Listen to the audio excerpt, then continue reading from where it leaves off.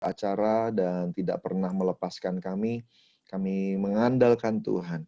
Ingatkan kami bahwa Tuhan yang menganugerahkan kemerdekaan buat Indonesia. Tuhan yang sama yang juga akan membawa kami keluar dari masalah-masalah yang ada hari ini. Dan biarlah kekuatan itu ada di dalam kami, sehingga kami semua boleh hidup bersama dengan Engkau, dengan kekuatan yang Tuhan beri, yaitu Roh Kudus. Biarlah setiap kami jadi orang merdeka dalam Tuhan. Terima kasih Tuhan, terima kasih untuk anugerah-Mu. Bersabdalah dan kami siap mendengar. Dalam nama Tuhan Yesus, amin. Puji Tuhan, shalom Bapak Ibu Saudara semua yang disayang sama Tuhan. GBI Jatinegara Timur ya. Puji Tuhan, saya udah lama nggak ke sana nih, puji Tuhan ya. Hari ini bisa ketemu, bisa lihat Pak Yuyung, Pak Wayan, Pak Vitalis, apa kabar ya. Nah, puji Tuhan. Nah, kita besok akan merayakan HUT Indonesia 17 Agustus ya. Hari ini 16 Hari Kemerdekaan Republik Indonesia. Puji Tuhan. Siapa di sini yang bersuka cita bahwa negeri kita adalah negeri merdeka? Puji Tuhan, semua suka cita ya. Saudara yang dikasih Tuhan, anugerah Tuhan. Kalau enggak, kita masih dijajah sama Belanda dan Jepang. Dan hari ini kita akan berbeda situasinya.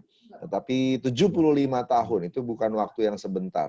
75 tahun itu waktu yang panjang ya, dan hari ini kita semua berhasil mengusir penjajahan, tapi masih banyak tantangan, banyak masalah, dan kita mesti ingat kembali apa yang sudah terjadi. Saya mau cerita sedikit buat bapak-bapak, ibu-ibu yang sudah cukup berumur masih pada ingat.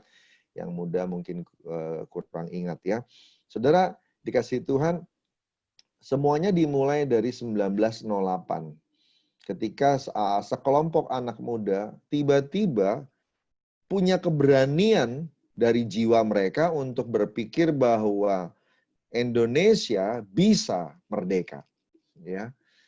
Bisa merdeka. Dan berkumpullah waktu itu orang-orang muda ya. Semuanya itu orang-orang muda yang punya cara berpikir yang maju gitu. Mereka semua mengumpulkan, dan akhirnya setelah pembicaraan, komunikasi, surat menyurat dan sebagainya dengan banyak kelompok ya. Waktu itu ada Yong Java, Yong Celebes, bahkan ada kelompok dari Tionghoa juga. Itu semuanya bersatu bersama-sama, dan akhirnya dari 1908 ke 1920, 12 tahun kemudian, maka ada Sumpah Pemuda. Ya, ada Sumpah Pemuda. Dari Sumpah Pemuda itu kemudian menyebar ke seluruh Indonesia.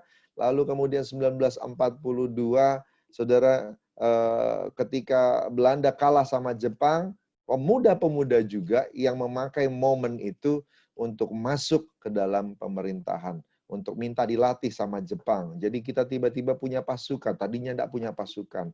Jadi kita semua dan itu anak muda semuanya. Lalu bahasa Indonesia dijadikan bahasa nasional, itu oleh Jepang ya. Dan akhirnya kita jadi punya alat untuk bersatu, yaitu bahasa Indonesia gitu, untuk bersatu bersama-sama. Nah, lalu kemudian 1945 merdeka gitu ya. Saudara dikasih Tuhan, tapi apakah langsung merdeka? Enggak, 5 tahun kita diuji. 5 tahun dari 1945 terjadi banyak hal terjadi. Ya, banyak hal terjadi. Ternyata karena tidak terlalu banyak atau belum terlalu banyak yang memiliki pola pikir merdeka. Apa yang ada dalam diri mereka masih terjajah. Luarnya aja yang sudah merdeka. Sehingga akhirnya bukan hanya dari luar Belanda, dari sekutu, tapi pemberontakan dari dalam Indonesia sendiri juga masih ada gitu ya. Dan akhirnya puji Tuhan. Lalu kemudian 1949 konferensi meja bundar ya, itu di Den Haag, Belanda.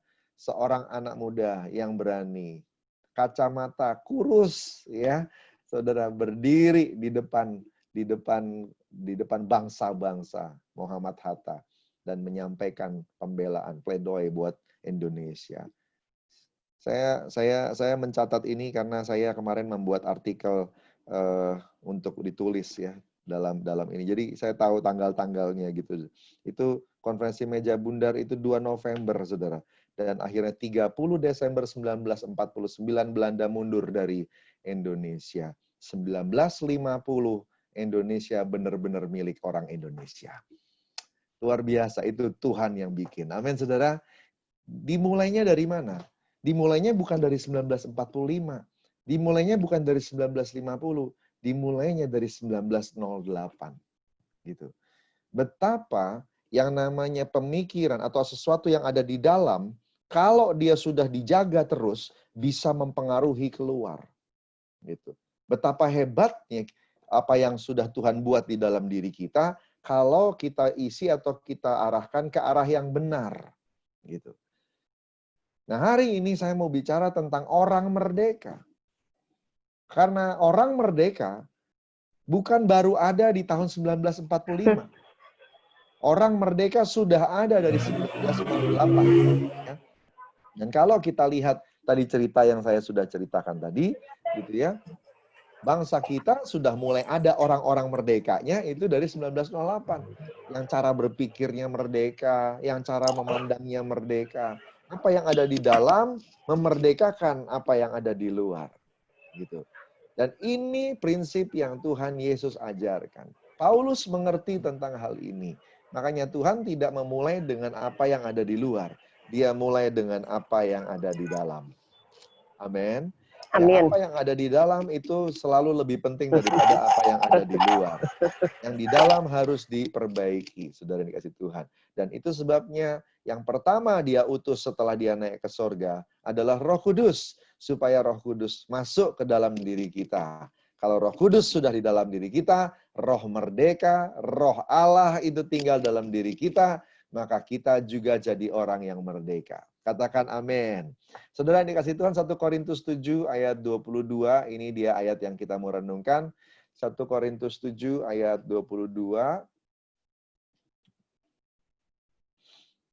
Ya. Sudah dapat ayatnya? 1 Korintus 7 ayat 22, ya, firman Tuhan berkata, sebab seorang hamba yang dipanggil oleh Tuhan dalam pelayanannya adalah orang bebas milik Tuhan. Demikian pula orang bebas yang dipanggil Kristus adalah hambanya. Sekali lagi ya, saya baca buat kita semua. Sebab seorang hamba yang dipanggil oleh Tuhan dalam pelayanannya adalah orang bebas milik Tuhan. Demikian pula orang bebas yang dipanggil Kristus adalah hambanya. Paulus punya definisi sendiri tentang yang namanya orang merdeka. Ya, orang bebas. Menurut Paulus, seorang yang bebas adalah orang yang dipanggil oleh Tuhan dalam pelayanannya. Orang yang dipanggil Kristus jadi hambanya. Bebas adalah jadi hambanya Tuhan. Kalau kita meresponi panggilan Tuhan, kalau kita menjawab panggilan Tuhan, kalau kita membiarkan Tuhan memimpin hidup kita, kalau kita membiarkan firman Tuhan memanggil kita, kalau kita hidupnya melayani firman Tuhan, itu namanya orang bebas. Yang dimaksud bebas di sini sebenarnya adalah bebas di dalam Tuhan. Bebas di dalam Tuhan. Saudara dikasih Tuhan, kita mesti sadar bahwa di dunia ini tidak ada yang benar-benar bebas. Ya. Nggak ada orang yang benar-benar merdeka. Itu berbahaya. Ya, dan itu memang tidak mungkin terjadi. Sebenarnya di dunia ini cuma ada dua tuan. Yang melayani kegelapan atau yang melayani terang. Ya. Yang melayani iblis atau dunia ini atau yang melayani Tuhan. Nah, sebelum kita ketemu sama Tuhan, kita semua dikuasai oleh dunia. Kita semua dikuasai oleh daging. Kita semua dikuasai sama kegelapan. Kristus datang untuk membebaskan kita dari kegelapan. Supaya siapa yang percaya kepadanya tidak binasa, tapi beroleh hidup yang kekal. Katakan amin. Saudara yang dikasih Tuhan. Jadi kita ini tidak dibebaskan bebas begitu tanpa Tuhan. Enggak. Cara satu-satunya untuk bebas dari kegelapan adalah ganti tuan. Ganti majikan. Gitu. Dan itulah sebabnya kita harusnya mau untuk melayani Tuhan. Karena waktu Anda dan saya ditebus oleh Yesus, kita sebenarnya berpindah ke dalam terang yang ajaib. Tapi Tuhan tidak puas cuma memindahkan kita. Dia mau Anda dan saya melayani Dia. Ya, melayani Dia. Dan justru waktu Anda dan saya bebas melayani Tuhan, bebas melakukan firman Tuhan, di situ kita akan bebas dari daging. Di situ kita akan bebas dari kegelapan. Seperti ikan yang mau berenang melawan arus. Saya pernah pergi ke sebuah tempat di Amerika, itu mengunjungi sebuah tempat yang menjadi jalur ikan salmon mau bertelur. Ya, ikan salmon itu hidupnya di laut, tapi dia kalau mau bertelur, herannya itu bertelurnya itu di air tawar. Dia bertelurnya itu di hulu sungai, ya. Jadi dia ke mata airnya sungai, tempat dulunya dia lahir juga gitu. Nah, dia masih ingat itu ikan itu ya. Jadi dia akan berjuang masuk ke dalam sungai dari laut, terus masuk melawan arus. Melawan arus. Dan waktu dia melawan arus, kalau dia diem aja, maka dia akan kembali ke laut. Dia akan kembali mengikuti sungai itu. Tetapi kalau dia mau mencapai tujuan, dia harus lawan arus itu. Dia harus lawan arus itu. Ada tantangan, iya. Ada bahaya, iya. Ada kesulitan, pasti. Tetapi dia sampai juga di tujuan. Kenapa? Karena dia memang direncanakan untuk kembali ke sana. Bapak, Ibu, Saudara, dan saya direncanakan untuk kembali ke surga. Siapa yang percaya bahwa kita ingin dan pasti masuk surga? Saudara yang dikasihi Tuhan, ayo kita harus arahkan hidup kita ke sana. Dan untuk itu berjuanglah.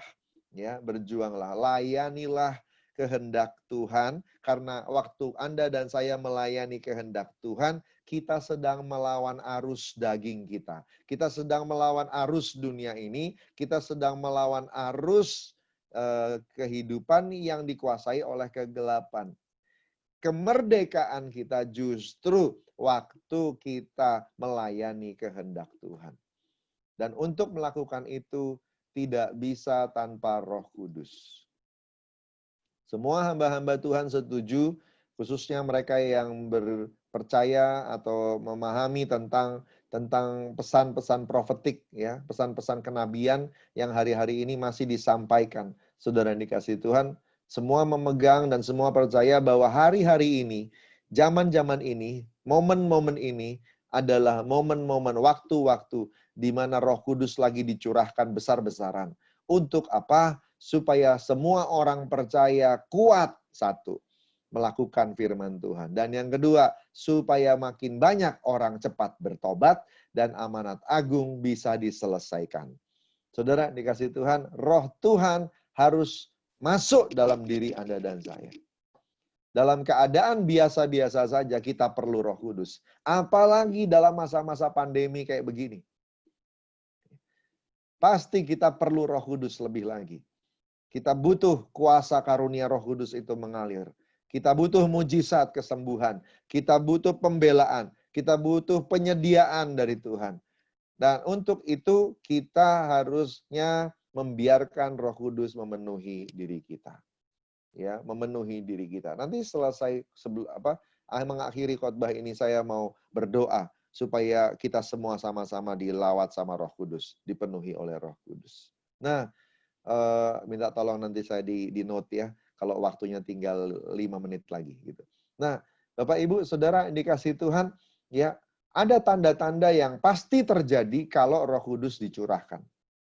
Sekali lagi, ada tanda-tanda di dalam Alkitab yang dikasih tahu kalau Roh Kudus memenuhi seseorang, pasti akan terjadi sesuatu.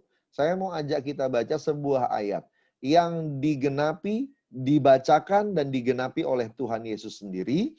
Dan dia mengatakan semua orang kita, semua orang yang percaya kepadanya juga harusnya hidup dengan ayat ini. Yuk kita baca Yesaya 61 ayat 1-3. Ayat ini dibaca oleh Tuhan Yesus di Matius. Dan kemudian dia berkata, hari ini genaplah apa yang dituliskan dalam ayat ini, gitu ya. Tapi kemudian ada ayat lain di 1 Yohanes 2 ayat 6 mengatakan siapa yang percaya kepada Yesus, dia juga harus hidup seperti Yesus hidup. Nah, oleh karena itu ayo kita lihat sama-sama Yesaya 61 ayat 1 sampai 3 ya. Yesaya 61 ayat 1 sampai 3. Ini ayat yang dibaca oleh Tuhan Yesus pada waktu dia berkhotbah di Nazaret. Kita baca sama-sama, saudara. 1, 2, 3. Roh Tuhan Allah ada padaku, oleh karena Tuhan telah mengurapi aku, Ia telah mengutus aku untuk menyampaikan kabar baik kepada orang-orang sengsara dan merawat orang-orang remuk hati, untuk memberitakan pembebasan pada orang-orang tawanan dan kepada orang-orang yang terkurung kelepasan dari penjara, untuk memberitakan tahun rahmat Tuhan dan hari pembalasan Allah kita, untuk menghibur semua orang yang berkabung, untuk mengaruniakan kepada mereka perhiasan kepala ganti abu, minyak untuk pesta ganti kain kabung, nyanyian puji-pujian ganti semangat yang pudar, supaya orang menyebutkan mereka pohon terbantin kebenaran, tanaman Tuhan, untuk memperlihatkan keagungannya. Haleluya. Kalau roh Tuhan Allah ada padaku, karena Tuhan telah mengurapi aku, maka yang pertama kita diutus untuk menyampaikan kabar baik. Bukan cuma kata-kata saja kabar baiknya, tetapi kehidupan kita jadi kabar baik buat orang lain. Ya. Apakah kalau kita datang ke sebuah tempat, tempat itu jadi lebih baik atau tempat itu jadi lebih buruk? Kalau kita jadi kabar baik, maka tempat itu akan jadi lebih baik. Kita membawa pengaruh yang baik. Kehidupan kita, kata-kata kita, itu merubah semua yang ada di sekitar kita. Roh Kudus ada padaku, maka Allah mengurapi aku, Ia mengutus aku untuk menyampaikan kabar baik. Kalau benar Roh Kudus ada pada Anda, buktinya nggak usah di apa. Jadi gini, bukan bahasa roh saja. Bahasa roh itu cuma tanda bahwa Anda pernah penuh Roh Kudus. Tetapi apakah hari ini penuh, minggu depan penuh, belum tahu. Ya, kita mesti pastikan dulu. Nah, kalau orang sudah penuh, dia nggak usah pastikan lagi. Pasti akan hidupnya mempengaruhi orang lain. Jadi baik. Kabar baik. Ya, kabar baik. Saya ingat sebuah kesaksian. Ada suami istri, mungkin menikahnya belum dalam Tuhan. Setelah menikah, lalu kemudian si bapak itu kemudian bertobat jadi Kristen. Nah, lalu 4 tahun dia berusaha supaya bawa istrinya datang ke gereja. Nggak bisa-bisa. Ya, dia coba pakai berbagai cara, nggak bisa-bisa. Ya, nah satu hari dia datang konsultasi sama Pak Pendeta. Dia konsultasi sama Pak Pendeta, terus dia bilang, Pak ini gimana ya biar istri saya mau ke gereja? Ya, dia nggak mau ke gereja. Dulu sih kita nikah memang belum sama-sama dalam Tuhan. Sekarang sayanya sudah dalam Tuhan. Gimana caranya ya? Lalu kemudian Pak Pendeta itu doa dan dapat pesan dari Tuhan bahwa mulai hari ini si suami harus belajar mengucapkan kata-kata pujian. Ya. Nah ternyata 4 tahun itu memang dia jarang memuji istrinya. Ya. Dia belum menjadi kabar baik buat istrinya. Kehidupannya belum bisa jadi kesaksian. Tetapi apa yang terjadi? Dia mulai belajar. Ya, mulai dari hari Senin mau ke kantor, dia memuji istrinya, dia puji makanannya, waktu istrinya sambut dia pulang kantor, begitu lalu dia appreciate, dia bilang terima kasih pada waktu istrinya memasak dan sebagainya. Ucapan-ucapan yang membangun itu keluar kehidupannya dan tanpa dia sadari, hari Senin, hari Selasa, hari Rabu dia lakukan, si bapak itu sendiri berubah. Si bapak itu sendiri menjadi orang yang lebih sukacita, lebih mudah bersyukur, dan sebagainya. Bayangin, 4 tahun diajak ke gereja, enggak mau. Cuma memuji-muji, cuma mengubah hidup dalam 7 hari. 7 hari kemudian, istrinya minta dibawa ke gereja. Begitu mudahnya orang untuk dipengaruhi untuk untuk menerima kabar baik hanya gara-gara kita berubah. Kita berubah. Benarkah Roh Kudus ada dalam dirimu? Cek apakah engkau berubah. Dan kalau benar engkau berubah karena Roh Kudus, sekitarmu pasti berubah jadi lebih baik. Yang kedua, kalau benar engkau penuh Roh Kudus, Roh itu akan memulihkan Anda dan saya, otomatis engkau juga akan dipakai memulihkan orang di sekitar kita. Ya, di sana dikatakan merawat dan memulihkan orang yang remuk hati. Ya. Saya gabung saja dengan yang nomor 3 ya. Dan membawa kabar pembebasan untuk terbelenggu, untuk mereka yang terbelenggu dan terpenjara.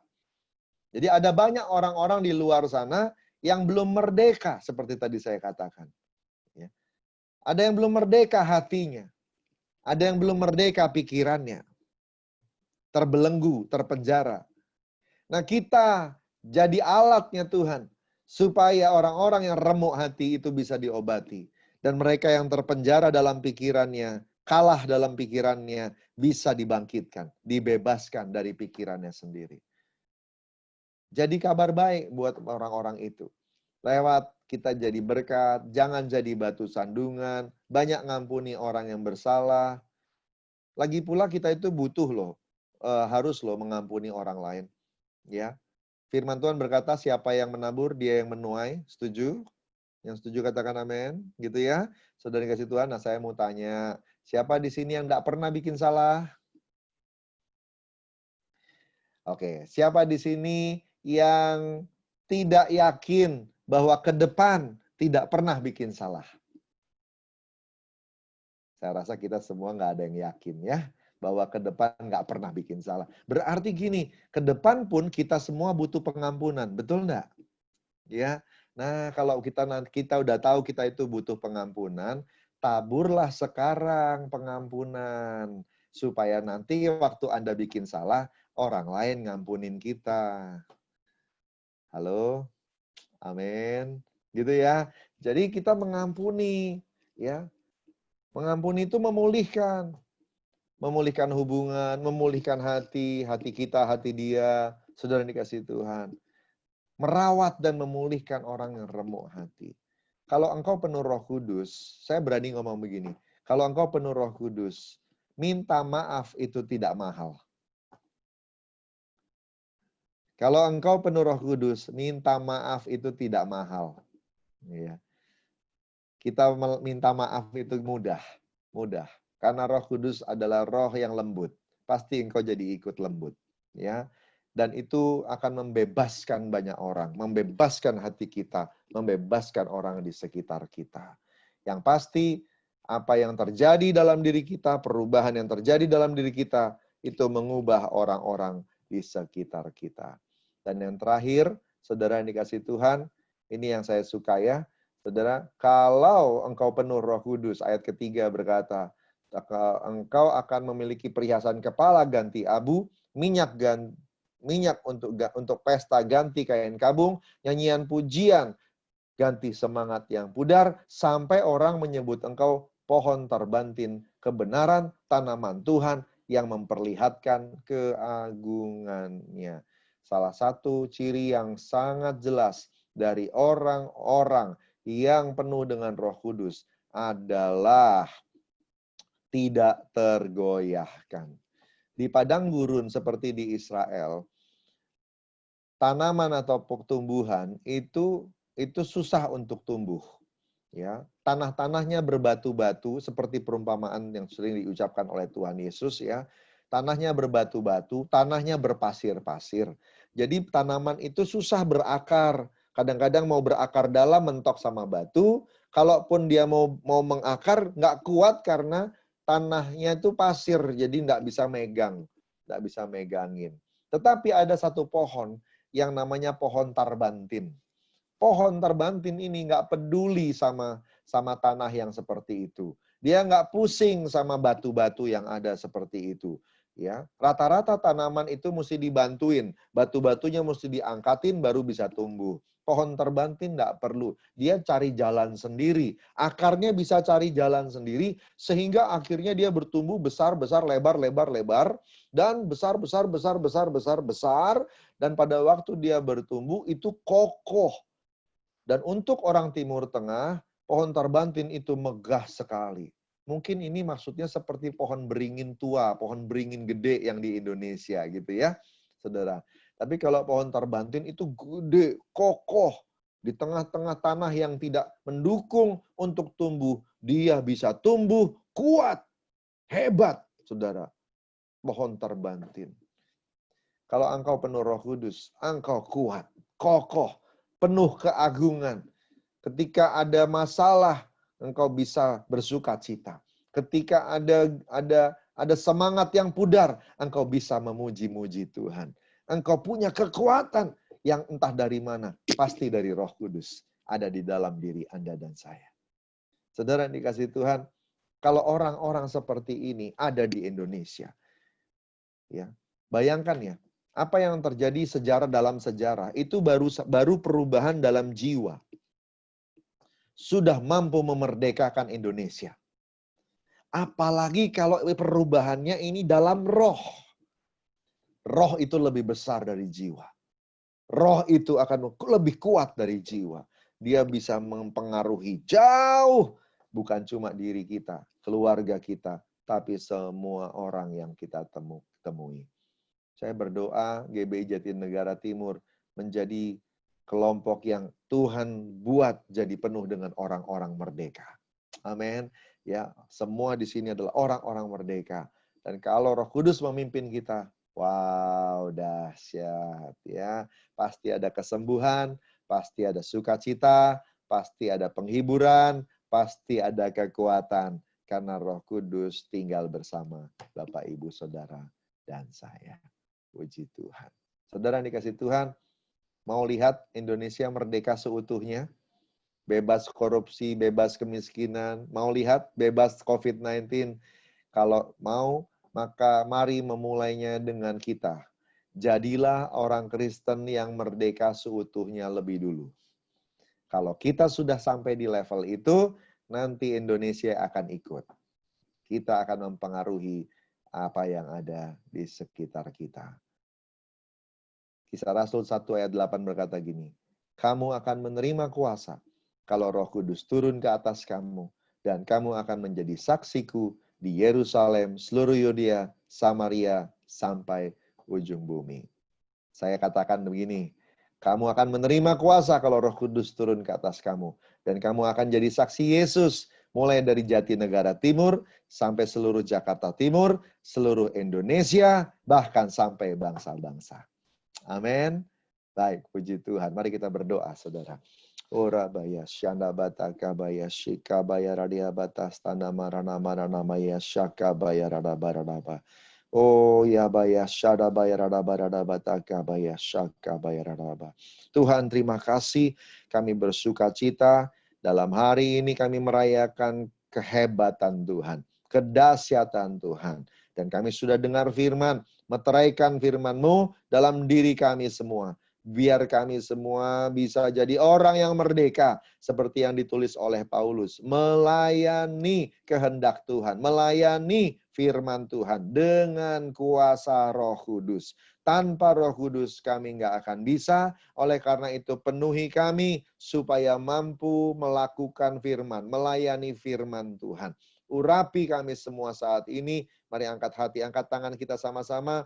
Urabaya syadabataka baya syadabaralaba. Curahkan roh-Mu ya Tuhan. Di tempat kami masing-masing. Di rumah kami masing-masing. Dimanapun kami berada saat ini. Roh Allah yang hidup. Ya Tuhan Yesus. Curahkan atas anak-anak-Mu. Dalam nama Tuhan Yesus. Biar GBI Jatinegara Timur penuh dengan Roh Kudus. Dalam nama Yesus Tuhan. Hirabaya karabaya syadabaya radabatakaba. Penuhi mereka semua. Dalam nama Yesus. Terima kuasa. Terima kuasa. Terima kesembuhan. Terima kekuatan dari Tuhan. Terima pemulihan. Dalam nama Yesus Tuhan.